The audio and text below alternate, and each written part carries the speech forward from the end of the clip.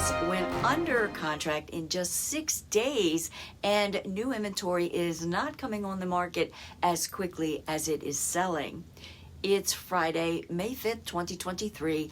I'm Kimberly Barton of Kinetic Realty, your local market expert with this week's Annapolis Real Estate Report.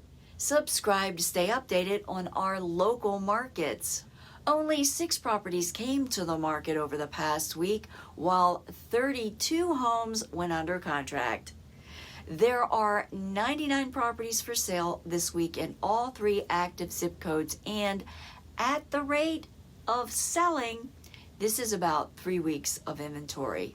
21401 has 33 for sale, 21403 has 45, and 21409 has 21 for sale. 34 homes sold this past week, and sellers enjoyed a 102.6% list to sold ratio, meaning that sellers got an additional 2.6% over asking price. The highest price home sold in the past week was in West Annapolis for $5,998,000. Rental inventory fell again to only 12 homes for lease at $3,000 per month and going under lease in just 20 days.